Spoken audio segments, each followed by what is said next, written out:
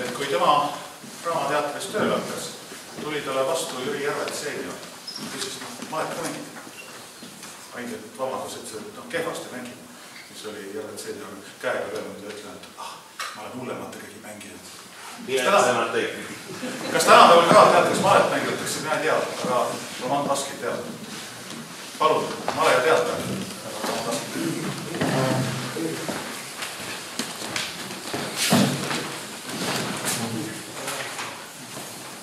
Tervist. Kõik esiteedid on lahkunud. Peab vist tervitama Euroopa Kultuuri Kontrollikoja liiget. Kontrollikoja liiget. Kõrgem praegu siin saali. Küsimusele, kas teatris ikka veel malet mängitakse, sellele küsimusele mul endal vastus puudub. Ja kahjuks. Ja see oli ka üks põhiline põhjus, miks ma härra Ammase ettepaneku vastu võtsin siia pulti üldse tulla. Eelmised kõnelejad sidusid väga usutavalt ja midagi karmilt selle asja poliitikaga, male poliitikaga. Ma siiski vaataks korraks malele otsa kui kunstile ja kui mängule, eeskätt mängule, et see riivamisi puudutab minu eriala ja selle tõttu võib-olla ma olen ka ainsana jäänud teatrirahvast uitama ühele põnevale turniirile, mis korraldatakse iga aasta novembris Pühajärvel.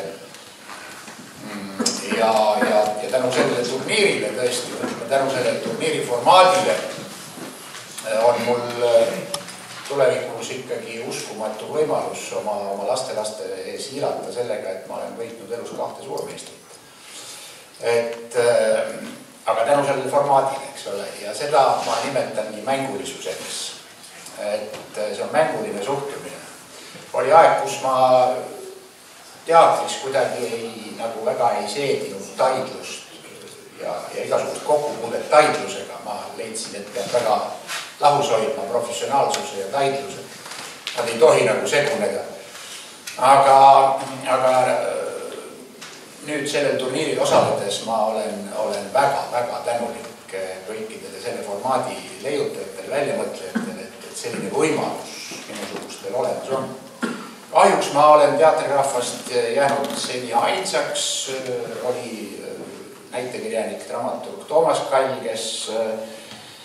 kellel, no ütleme, oli iseloomu loobuda sellest ja ma ei tea, kas ta lihtsalt ei talunud enam seda kaotuste mahtu.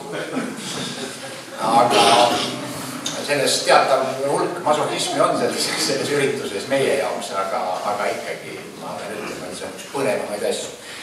Ja just nimelt mängulisuse suhtes meie jaoks, kes me seal siis mängime, kes ei tea, ma usun, enamus on siin kursis, eks ole, me mängime lihtsalt suurmeistritega 2-18 ja meil on 80 minutit suurmeistrid 2 ja tänu sellele ma siis siin sellega hilata saan. Ma olen sügavast lapsepõlvest peale juba suhtunud väga suure aukartusega teadlastesse, arstidesse. Teadlastesse, arstidesse teadagi põnevad alad uurivad, mis on asjade taga, inimese tervist suudavad diagnoosida, ravida, aga siis ma olen alati mõelnud, et see kolmas asi, mille suhtes mul tõesti ka meeletu aukartus on juba väga pikka aega, on male. Ja ma olen püüdnud seda analüüsida, et milles siis asi on, ega päris nüüd kindlat valemit selles ei ole, aga ikkagi. Et see on seesama mängutunnetus või see, ütleme, sellise vaimumängu valdamine, see, mis minu arvates võib tekitada paralleeli teatri tegemisega. Et kui nüüd Rammas siin meenutas Järvet tõepoolest mängis viimase sekundini enne lavale astumist tõesti mängis malet. Kõik arvasid, et ta fookus, et ta rõhk on kindlasti nüüd hajunud, sest ta ju mõtleb ometigi sellele mängule, ei ole võimalik, et inimene on ühel ajal kahes kohas. Aga tema demonstreeris seda virtuoossust, et tegemist on tõesti mänguga. Ta mängis, võitis, ütleme ka palju asju pooleli, ta võis käigu pealt pooleli jätta ja astus 10 sammu, jõudis lavale, oli täpselt oma kontekstis, oma repliigis ja mängis muidugi nagu kulda ja ülima kontsentratsiooni. Ja kõik vaatasid su ammul, et kuidas see võimalik. Et tänapäeval on poliitikas väga palju selliseid mõisteid nagu poliitika järgne ja poliitkorrektsus ja peenhäälestus ja Excel-tabelid ja kõik ühesõnaga selline nagu väga distsiplineeriv ja natukene minusugust veidi häiriv, ütleme, kammitsetus. Palju räägitakse üldse tõejärgsest maailmast, eks ole. Siukene termin on ja teatrisse on imbunud selle vaste postdramaatiline teater. Ja ma päris kõheda sisetundega olen seda jälginud, üritatakse selgitada, mis asi see on, eks ole, et tõde nagu ei olegi nii tähtis, seal mingisugust Brexiti-eelset poliitikud arvasid, eks ole, et mis me ikka eksperte kuulame, eks ole, ja sellised päris karmid stiilinäited, kus võidakse sellisest tõetundest või sellest nagu eemalt. Ja nüüd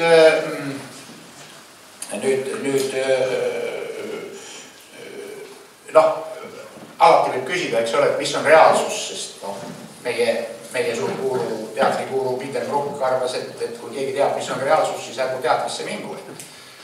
Et me võime alati žongleerida nende mõistetega, okei, mis on reaalsus, nii ja naa, trallala, eks ole, aga ikkagi, et ometigi inimesel on see sisetunne, see baromeeter, mis ütleb talle, kus on vale, kus on tõde ja mis on nagu päris ja mis ei ole nagu päris. Ja võt teatris, dramaturgias on nüüd väga oluline paralleel selles mõttes malega, et selle mängulisusega, see ülesehitus. No me teame kõik kirjandusest ka, Ando Runnel on male novellis seda eluga võrelnud ja nii edasi, aga meie dramaturgia, lahti mõtestajad või avajad, me näeme nagu väga otsest paralleeli.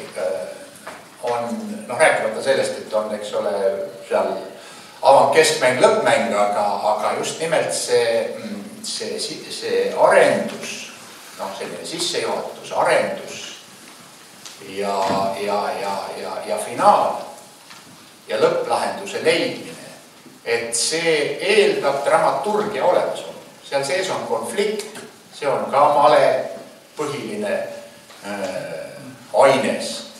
Meil oli seal samas Pühajärve turniiril võimalus ühel aastal kadunud Viktor Kortšnoiga veeta üks õhtu restoranis. Igalühel anti selline võimalus, või mitte igalühel, aga meil Jüri Järvetiga oli selline võimalus ja siis ta just rääkis sellest tapja instinktist, et kui seda tapja instinkti ei ole, et siis maletaja sa ikkagi ei ole, mis mänguline, mis mängude vaidlisime nagu palju selle, kas siis tõesti ongi sõjamäng, kas siis tõesti ongi konflikt meil, radikaalne, kas ongi selline ärapanemise värk ja kui sul seda ei ole, siis sa seda punkti kätte ei saa.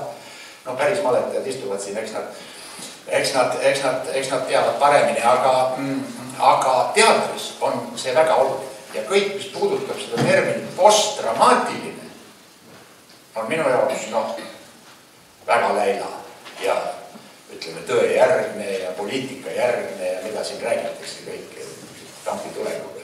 Et see ma tahaks, et see nii ei oleks. Ma tahaks, et seal säiliks konflikt, et seal säiliks tõesti mängulisus, et seal säiliks see vastuolu, mis tekitab põnevust, mis tekitab hasarti, kirge, selle lahendamine.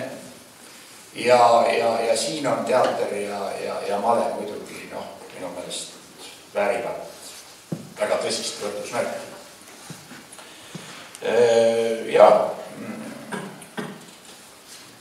Aga nüüd maleteater või male ja teater, eks ole, kui oli küsimus sellest, et kuhu ta kadunud on teatrist, siis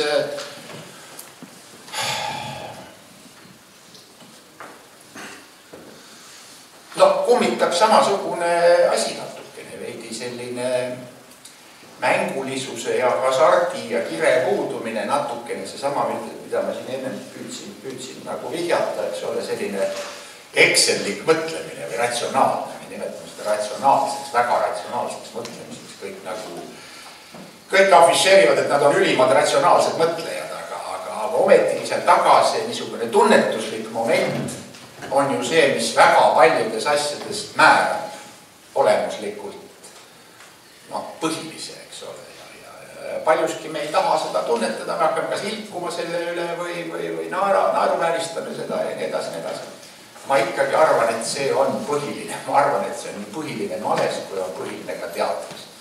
Ja ilma selleta on hirm igav, eks ole, kui ma siin vaatasin viimast Karlsseni partiid, millega ta maailmameistriks tuli, siis ma lihtsalt oli tohutu rõõm, kui mänguline oli see viimane partii, et mingi 5-6 käiku enne lõppu tõesti ma hing jäi kinni, et see vana kereslik selline, millest kereslik puhul palju räägid, see mängulisus, et lõppmängus nii, lõppmängu virtuoos, et vankrite lõppude lõppmängu virtuoos, et see kuidagi, on mingid märgid, mis teevad rõõmu, et see ikkagi on olemas ja ei ole kuhugi kadunud ja lihtsalt seda tuleb aeg-ajalt turgutada, et see jumala pärast ära ei kao. Ei teatris, ei males muidugi ega ka poliitikas. See on väga-väga oluline minu meelest, ülioluline. Ja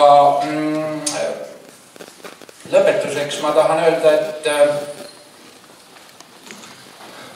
et ühesõnaga minu sõnum on see, et jumala pärast loodame sellele, et ei tuleks postmaleliku aega.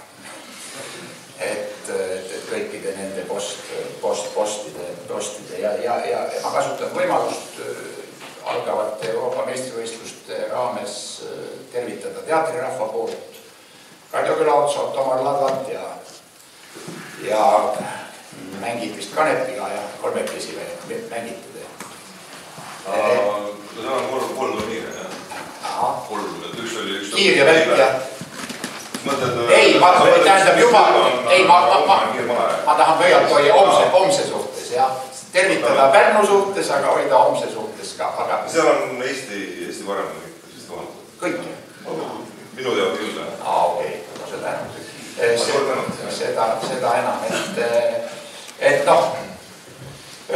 see on nüüd teatrirahva sõnum kindlasti, et kuna mul on mingi link justkui nende profide juurde, eks ole, ma olen nagu saanud nii-öelda külas käia, ütleme niiviisi, ja siis ma saan nagu vahendada ja ma olen selles mõttes kõva mees oma teatrirahva hulgas, eks ole, et ma saan vahendada nagu seda professionaalset seltskonda, siis ma tahaksin meie kõigi puhul Eesti male